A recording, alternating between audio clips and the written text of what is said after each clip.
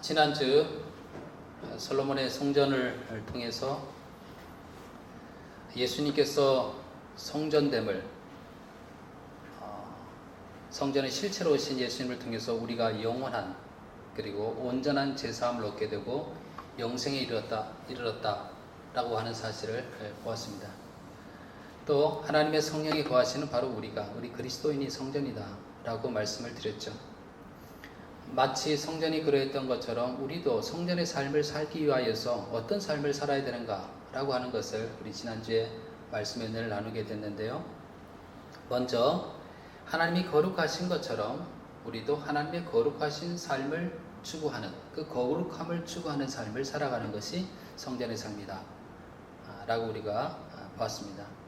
또 성전 가운데서 철 연장의 소리가 나지 않았던 것처럼 우리의 삶 속에서 끊임없이 추구해야 될 것이 화평과 화목을 전하는 자다 라고 하는 거죠. 예수님께서 화목 제물로 자신을 드림을 통해서 하나님과 화목케 하셨고 우리로 화목케 하는 직분을 주셨다라고 말씀했습니다. 그리스도인들이 누구냐? 바로 이 세상 가운데서 화목을 전파하는 자. 그 능력의 원천은 예수 그리스도의 그 희생이죠. 그 희생을 원천적인 힘으로 하여서 화목을 전하는 자라 라는 말씀도 우리가 나누게 됐습니다. 또 성전을 다 건축한 솔로몬에게 성전 건축한 것보다 더 중요한 것은 너가 나의 말씀을 따라, 내 율법을 따라, 율례를 따라 지키며 살아가는 것이다 라는 하나님의 말씀처럼 우리도 성전된 우리들이 성전된 삶은 주의 말씀에 순종해 살아가는 것이다 라고 하는 것을 보게 되었습니다. 지난주에 이어서 우리가 성전에 대해서 다시 한번 또 생각해 보는 가운데 이제는 좀 다른 면에서, 특별히 오늘 또 본문 말씀 중에서 뒤쪽 구절을 제가 택하여서 본문을 정하게 됐는데요. 성전에 여러 기구들이 있잖아요. 성전을 구성하고 있는 요소들이 있죠. 그 기구들의 몇을 보면서 어떻게 하나님의 임재 속에 살아갈 수 있을까라고 하는 것을 생각해 보려고 합니다. 여러분, 우리가 그리스도인들의 간증이라든지 또 어떤 책을 통해서 하나님의 임재 속에 살아간다는 얘기를 많이 하잖아요. 또 듣고 그렇죠. 근데 이게 피부적으로 안 와닿을 수도 있어요. 하나님 임재 속에 살아간다. 이게 도대체 뭘까? 정말 기도할 때나 내가 누군가 이야기하게 될 때에 하나님의 임재 속에 살아간다라고 했을 때 참 멋있는 말처럼 들리는데 이게 정말 무슨 의미일까? 피부적으로 안 와닿을 수 있습니다. 그런데 생각해 보게 되면 참 신앙이라고 하는 것은 하나님, 살아계신 하나님 앞에서 살아가는 거잖아요. 하나님 앞에서 살아가는 것. 또 예수님께서 선포하시고 또 성경에 선포한 이 하나님 나라는 하나님의 통치 속에 살아가는 거잖아요. 그리고 성령 충만한 삶 그랬을 때도 하나님의 영이신 성령님께서 우리를 전적으로 인도하는, 그분의 성령의 전적으로 인도함을 받는 삶, 그걸 살아가는 것이잖아요. 바로 이 모든 것이 하나님의 임재 속에 살아가는 거죠. 하나님 앞에서 살아가고 하나님의 통치를 받고 살아가고 성령의 전적인 인도함 속에 살아가는 것, 바로 이게 하나님의 임재 속에 살아가는 것이죠. 그래서 오늘 이 하나님의 임재 속에서 어떻게 살아갈 수 있을 것인가 라고 하는 것을 오늘 성전의 기부의 몇을 통하여서 우리가 보려고 합니다. 하나님의 임재 속에 살아가는 것이 어떤 것일까라고 하는 신뢰를 보여준 구약의 선지자 분이 계십니다. 이사야 선지자가 하나님의 임재를 경험했어요. 그의 소명을 받는 그 순간 하나님의 임재를 경험했습니다. 그럴 때에 그에게 어떤 반응이 나타나는가, 어떤 그의 삶 속에, 그의 마음 속에 어떤 일들이 이루어지는가를 보게 될 때에 하나님의 임재 속에 살아가는 것이 무엇인가를 보게 됩니다. 우시야 왕이 죽던 해에 이사야가 하나님의 임재의 경험을 하게 됩니다. 우시야 왕이 죽던 해에 내가 본즉 주께서 높이 들린 보좌에 앉으셨는데 그의 옷자락은 성전에 가득하였고, 하나님 앞에 서게 된 겁니다. 하나님의 임재를 경험하게 된 겁니다. 이 경험을 하게 된 이사야는요, 제일 먼저 어떻게 하게 됩니까? 자신이 죄인임을 알게 됩니다. 죄를 깨닫게 됩니다. 하나님의 임재 앞에 서게 될 때에 그 하나님의 거룩하심을 경험하게 될 때 제일 먼저 느끼는 게 뭘까요? 내가 죄인이라는 것을 깨닫게 됩니다. 그래서 이사야가 고백하게 되죠. 그때 내가 말하되 화로다 나여 망하게 되었도다. 나는 입술이 부정한 사람이요 나는 입술이 부정한 백성 중에 거주하면서 만군의 여호와이신 왕을 배웠음이로다 하였더라. 죄인임을 깨달으니까, 거룩하신 하나님 옆에 내가 죄인임을 깨달으니까 내가 죽게 되었구나 라고 그렇게 고백하게 된 겁니다. 임재 앞에서요, 우리는요, 하나님 임재 앞에서 내가 죄인임을, 예수 그리스도의 은혜가 아니었으면 우리는 죽었을 그런 죄인임을 깨닫게 된 겁니다. 나의 연약함 정도가 아니라 나는 본질상 진노의 자녀였음을, 죄로 죽었던 존재였음을 깨닫게 되는 거죠. 죄를 깨닫는 것에 그치지 아니하고 이사야가 이후에 무엇을 경험하게 됩니까? 죄 사함을 경험하게 됩니다. 이사야가 보는 환상 가운데요, 죄인됨을 고백하는 이사야에게 천사 중에 하나가 제단에서 집은 숯을 손으로 가지고 와서 그의 입술에 대면서 그때 들리는 음성이 무엇이었습니까? 그것은 내 입술에 대며 이르되 보라 이것이 내 입에 닿았으니 너의 악이 제하여졌고 내 죄가 사하여졌느니라 하더라. 무엇을 경험하게 됩니까? 죄 사함을 경험하게 되는 거죠. 우리도 내가 죄인임을 내가 깨닫게 되고 또 그와 더불어서 예수님의 십자가가 내게 다가오게 될 때, 예수님의 십자가가 체험되게 될 때 그 다음에 우리들에게 어떤 은혜가 오게 됩니까? 그런 죄인 가운데서 우리를 구원하신 하나님의 놀라운 은혜를, 내 죄를 사해 주심이 내게 체험되어지잖아요. 그래서 우리가 은혜를 받게 되면 내 죄를 고백하면서 그 다음에 어떻게 됩니까? 마음의 평강을 누리게 되는 거죠. 화평을 누리게 되는 거죠. 하나님과 화목된 자로서, 제사함을 받은 자로서의 은혜가 가득하게 되는 거죠. 나 같은 자를 살리신, 나 같은 자를 구원해 주신 하나님에게 너무나 고마워 놀라워 찬양하게 되며 제사함을 확신하게 되는 거죠. 그 제사함은요, 한때로 끝나는 것이 아니잖아요. 아, 그때 내가 제사함 받았던 경험이 있었어. 지금 이렇게 죄 중에 살고 있지만, 이렇게 얘기하지 않잖아요. 예수님의 십자가의 보혈은요, 끊임없이 우리에게 제사함을 주시는, 우리가 우리의 연약함, 우리의 죄를 고백하며 나아가게 될 때 예수 그리스도의 피가 우리의 죄를 사하시며 다시 우리를 새롭게 하시는, 우리를 회복시키시는 그런 제사함의 경험을 하게 되는 거죠. 이후에 또 이사야는 어떻게 하게 됩니까?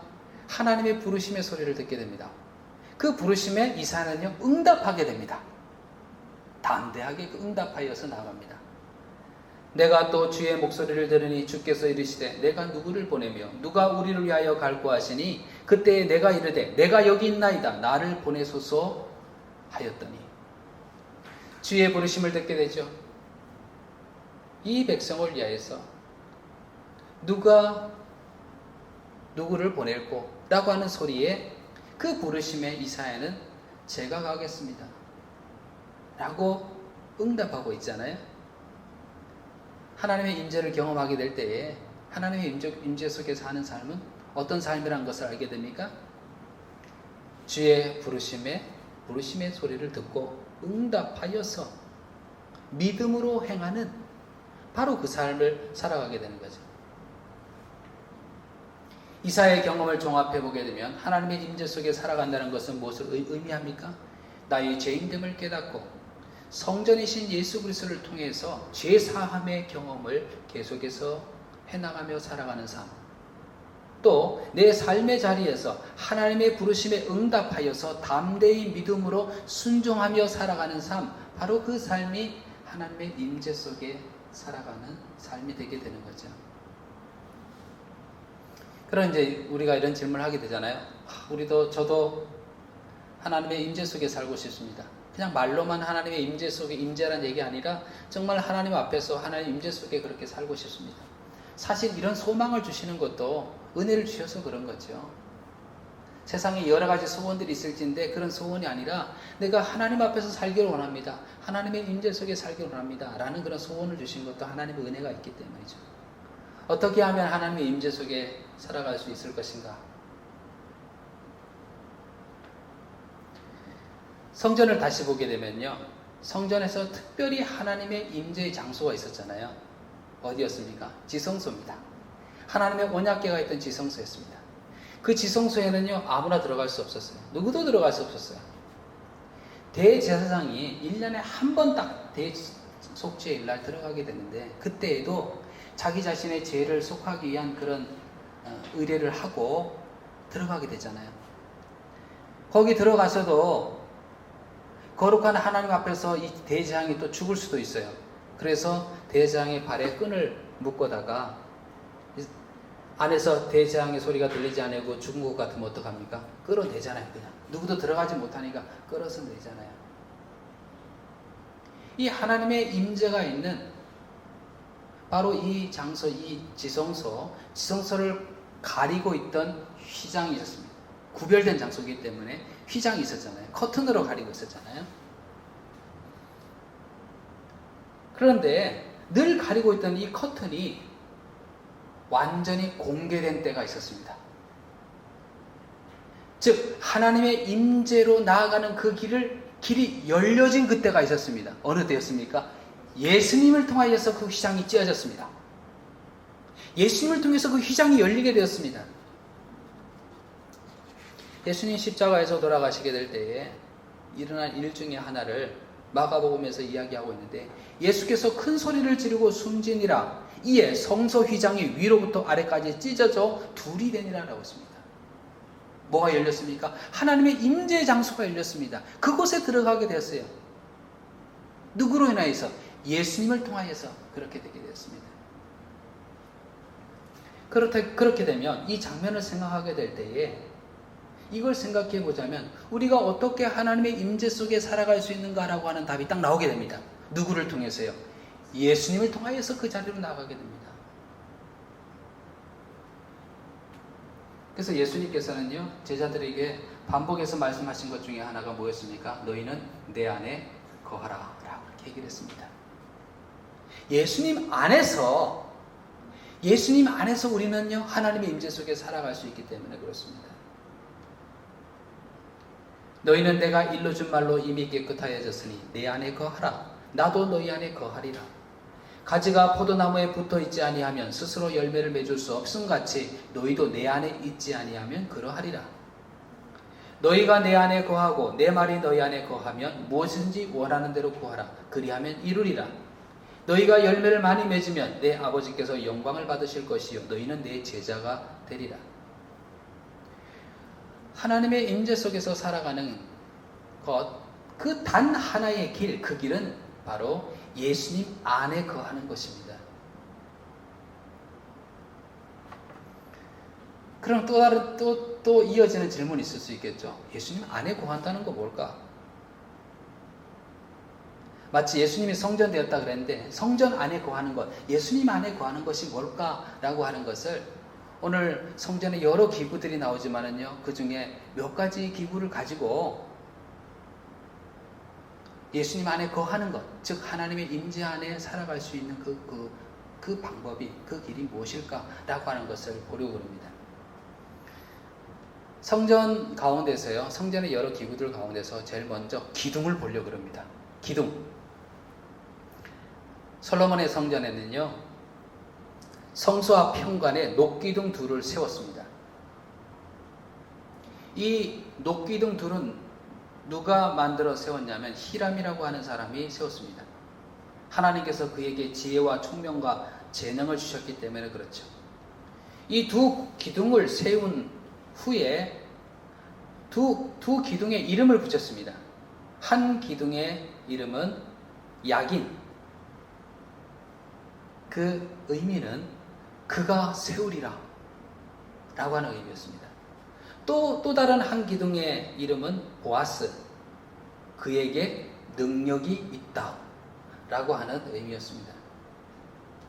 여러분 상상을 해보십시오. 이스라엘 백성들이 성전에 나온다고 생각해 보세요. 성전 앞에서 두 기둥을 보게 됩니다. 두 기둥을 보면서 두 기둥에 새겨진 그 이름, 야긴과 보아스라는 그 글자를 볼 때마다 그들은 어떤 생각을 하게 됐을까요? 그렇지, 하나님이야말로 나를 세우시는 분이시지. 그렇지. 하나님이야말로 나의 능력이 되시지. 이렇게 고백하지 않았을까요? 마치 그들은 그 두 기둥을 보면서 이렇게 노래했을지도 모릅니다. 내가 산을 향하여 눈을 들리라. 나의 도움이 어디서 올꼬? 나의 도움은 천지를 지으신 여호와로서로이다. 라고 그렇게 고백했을지도 모르겠습니다. 여러분, 예수님이 우리가 참 성전임을 알게 되었습니다. 그 예수님을 참 성전이신 예수님을 바라보게 될 때에 마치 성전 앞에 세워진 두 기둥처럼 우리가 예수님을 바라보게 될 때에 이렇게 고백하게 되는 것입니다. 그래, 예수님이야말로 나를 세우시지. 그래, 예수님이야말로 나의 능력자가 되시지. 어떻게 예수님 안에 거하는 겁니까? 내 삶의 기둥을, 내 삶이 지탱할 그 기둥을 예수님으로 삼는 겁니다. 여러분, 사람들마다 자기의 삶을 지탱하는 그 어떤 것들이 다 있어요. 그럴 수 있잖아요. 자식이 자기 기둥이 될 수도 있고요. 내가 그래도 몰래 내가 숨겨놓은 어떤 비자금이 나의 기둥이 될 수도 있고, 나의 그동안 쌓은 어떤 인맥이 나의 기둥이 될 수도 있잖아요. 저마다 가지고 있는 삶을 지탱하는 기둥들이 다 있습니다. 그런데 예수를 믿는 우리들에게 있어 그 삶을 지탱하는 기둥을 누구로 삼으시겠습니까? 성전 앞에 세워진 이 두 기둥과도 같이도 예수님이야말로 나를 세우시는 분, 예수님이야말로 나의 능력자가 되시지 라고 하는 고백을 하며 살아가는 것, 예수님을 내 삶의 기둥으로 세우는 것, 그것이 바로 예수님 안에 살아가는 것, 즉 하나님의 임재 속에 살아가는 길이 되는 것입니다. 여러분, 예수님만을 여러분의 삶의 기둥으로 삼으시기 바랍니다. 그 세워진 기둥 속, 예수님으로 세워진 기둥 속에서 흔들리지 않습니다. 예수님은 흔들리는 기둥이 아닙니다. 건물의 모퉁이 돌이 되었던 그 예수님께서는 그 건물을 온전하게 세우고 계시는 분이십니다. 흔들리는 분이 아닙니다. 그 흔들리지 않는 기둥, 예수님을 내 기둥으로 삼는 삶. 주님이 내 삶의 기둥입니다. 라고 이렇게 선포하며 살아가실 수 있는 그런 여러분이 되시기를 간절히 축원을 드립니다. 또 두 번째로요, 성전에서 있었던 것 중에 하나가, 또 성전에 있었던 것 중에 또 하나는 뭐냐면 들어보았을 것입니다. 진설병 아시죠? 성전의 성소 북편에 진설병이 놓여 있었습니다. 오늘 읽었던 본문 48절에도 솔로몬이 또 여호와의 성전의 모든 기구를 만들었으니 곧 금당과 진설병의 금상과 라고 이제 진설병에 대해서 이야기를 하고 있습니다. 진설병은 히브리어로 레헴 파님인데 뜻은 뭐냐면 면전의 떡입니다. 누구 면전의 떡이라는 얘기 있었어요? 하나님 면전의 떡이라는 얘기입니다. 진설병은요, 몇 개의 떡이 올려졌을까요? 12개의 떡이 올렸습니다. 무엇을 상징할까요? 12지파를 상징하게 됩니다. 온 이스라엘을 상징하게 되는 거죠. 그러면 이스라엘을 생각하게 될 때 예수님 이후에 이 이스라엘은 누구를 상징하게 됩니까? 예수님에서 구원받은 모든 백성들을 상징하게 되잖아요. 이 면전의 떡 진설병을 생각을 하면서 예수님이 하셨던 말씀을 다시 한번 상기해 봅시다. 예수님 무슨 말씀 하셨습니까? 예수께서 이르시되 나는 생명의 떡이니 내게 오는 자는 결코 줄이지 아니할 터이요 나를 믿는 자는 영원히 목마르지 아니하리라. 생명의 떡인 예수 그리스도, 생명의 떡을 먹는 자, 즉 생명의 떡으로 오신 예수 그리스도를 믿는 자에게 영생이 있을 것이라고 하는 것을 이야기함과 아울러서 우리의 존재는, 예수를 믿는 우리의 존재는 무슨 떡을 먹고 살아가야 존재냐? 이 영생의 떡을 먹고 살아가야 될 존재, 영생의 떡을 통하여서 줄이지 않고 살아가는 존재라는 것을 말씀하고 있습니다. 여러분, 많이 가진다 그래서 갈급함이 없는 것 아닙니다. 여러분, 손에 물 하나 묻히지 않고 편안하게 산다 그래서 갈급함이 없는 것 아닙니다. 우리에게 우리가 가지는 이 영적인 갈급함, 이 갈급함을 해결할 길은 무슨 떡을 먹을 때? 영생의 떡을 먹을 때 그렇습니다. 영생의 떡인 예수님의 말씀을 먹을 때에 우리는 영적인 충만함 속에 살아가는 것입니다. 진실로 진실로 너희에게 이르노니 믿는 자는 영생을 가졌나니 내가 곧 생명의 떡이니라. 너희 조상들은 광야에서 만나를 먹었어도 죽었거니와 이는 하늘에서 내려오는 떡이니 사람으로 하여금 먹고 죽지 아니하는 것이니라. 이스라엘 백성들이 광야 가운데서 먹었던 만나, 일용할 양식이었잖아요. 하늘로부터 내린 이 일용할 양식이었던 만나, 이것을 통해서 광야를 통과해 나갔잖아요. 물론 그것을 먹는 자도 다 죽었죠. 이 하늘의 만나는 우리들에게 마치 광야와 같은 우리 인생을 지나가는 우리들에게 무엇을 이야기해 주고 있습니까? 우리도 우리의 인생을 살아가게 될 때 우리가 먹어야 될 떡, 그것은 하늘로부터 내린 이 생명의 떡, 예수님의 말씀, 그 말씀을 먹고 살아가야 될 존재라는 것을 말씀하고 있는 겁니다. 여러분, 우리가 어떻게 하나님의 임재 속에 살아갈 수 있습니까? 어떻게 우리가 어떻게 하는 것이 예수님 안에 살아가는 것입니까? 어떻게 내 속에 있는 영생을 계속해서 확신하면서 영적인 굶주림이 없이 소망 가운데 살아갈 수 있습니까? 그것은요, 생명의 떡을 먹는 겁니다. 영생의 말씀을 매일 만나는 겁니다. 이스라엘 백성들이 광야 속에서 만나를 매일 먹었듯이 우리도 매일 말씀을 통해서 예수님을 만나는 겁니다. 그 가운데 우리에게 주림이 없습니다. 모두 다 원하잖아요.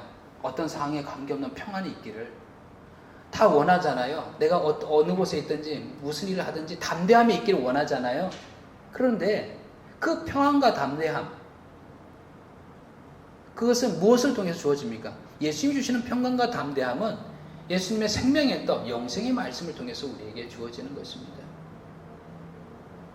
그러니 생명의 떡을 먹는 가운데서 살아가시는 그런 여러분이 되시기를 간절히 축원을 드립니다. 세 번째로요, 성소를 구성하는 중에 또 세 번째로 볼 것은요, 등대 있죠. 등잔이 놓여진 그 등대가 있습니다. 성소 북편에 진설병이 있었다면 성소 남편에는 등대가 있었습니다. 오늘 말씀에도 49절에 내수 앞 좌우에 5씩 둘 정금 등잔대며 또 금꽃과 등잔과 굴짓개며 라고 이야기하면서 등대를 언급하고 있습니다. 등대 위에 등잔이 있는데 그 등대가 있는 이유가 뭡니까? 불을 켜서 뭘 밝히는 겁니까? 어둠을 밝히는 거잖아요. 만약에 성전에서 불을 밝히는 이 등잔이 없다면, 등대가 없다 그러면 어떻게 되겠습니까? 깜깜하여서 분별을 하지 못하는 거죠. 성전 내에서 일하는 제사장들이 자기 할 일을 하지 못하는 거죠. 직무를 수행할 수가 없습니다. 불이 밝혀져야, 성전에 불이 밝혀져야 되는 거죠. 이 등대의 불을 생각하면서 예수님의 말씀을 우리가 생각하게 됩니다. 예수님 어떤 말씀 하셨습니까? 예수께서 또 말씀하여 이르시되 나는 세상의 빛이니 나를 따르는 자는 어둠에 다니지 아니하고 생명의 빛을 얻으리라. 나를 따르는 자는 어디에 다니지 아니하고요? 어둠에 다니지 아니하고 생명의 빛을 얻으리라. 예수께서 대답하시되 낮이 12시간이 아니냐. 사람이 낮에 다니면 이 세상의 빛을 범으로 실족하지 아니하고 빛을 보게 될 때에 빛 가운데 살게 될 때 못하지 않는다고요? 실족하지 아니한대요. 밤에 다니면, 밤은 빛이 없는 거죠. 빛이 그 사람 안에 없는 거로 실족하느니라 라고 되어 있습니다.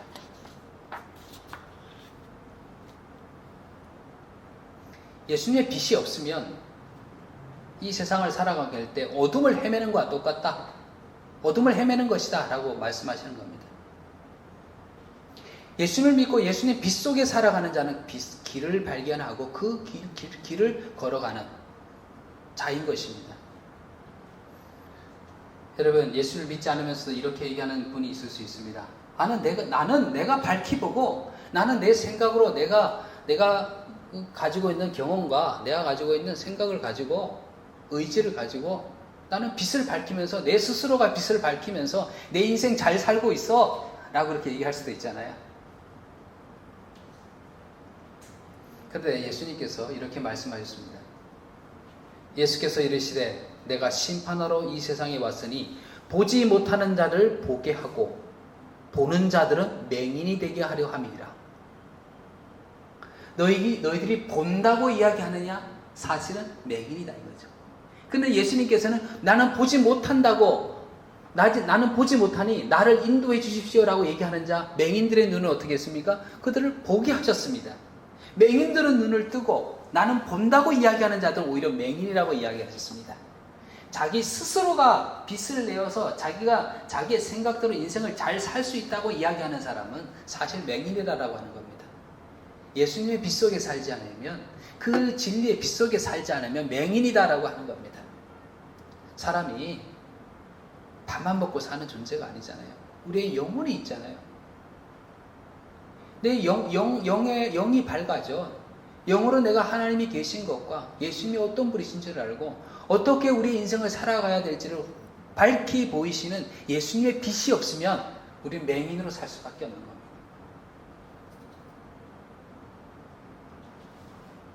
우리 그리스도인들은요, 예수님의 빛 가운데 살아가는 존재입니다. 예수님이 생명의 떡이라고 말씀드렸죠. 생명의 떡을 먹는 가운데 우리는요, 그 진리의 빛을 발견하게 됩니다. 그리고 그 빛 가운데 걸어가게 됩니다.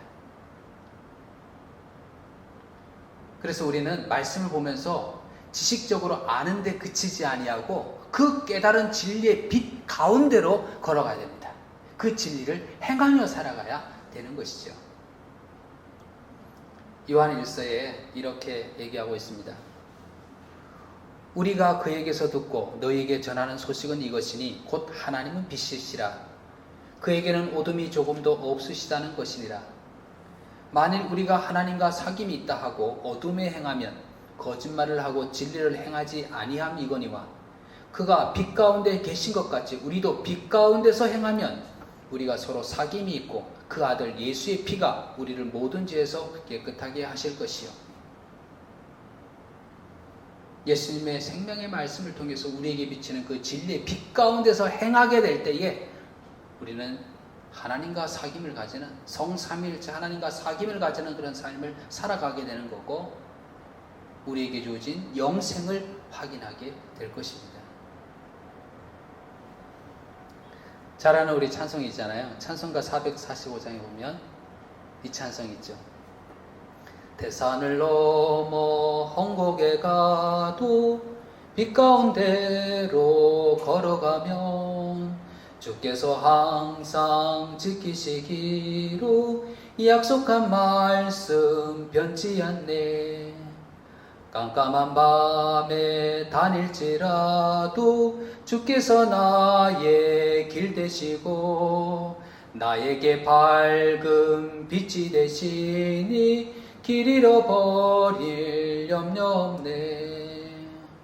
광명한 그 빛 마음에 받아 명랑한 천국 바라보고 할렐루야를 힘차게 불러 날마다 빛에 걸어가리. 날마다 빛에 걸어가리.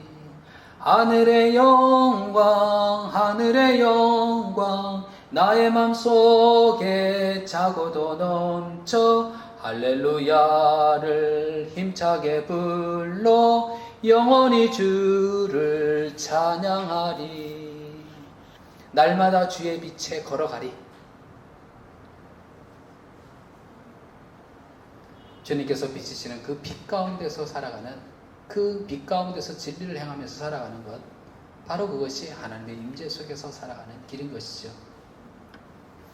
여러분, 오늘 말씀을 통해서 하나님의 임재의 장소였던 그 지성소가 열리게 되었습니다. 하나님의 그 임재 속으로 들어갈 수 있게 그 길이 열렸습니다. 누구를 통하여서? 예수님을 통해 열리게 되었습니다. 그러니 우리는 하나님의 임재 속에 살기 위해서, 하나님 앞에서 살기 위해서, 하나님의 통치 속에 살기 위해서, 성령님의 충만함 속에 살기 위하여서 예수님 안에 거하여야 됩니다. 성서를 통해서 우리는 예수님이 어떤 분이심을 보게 되었습니다.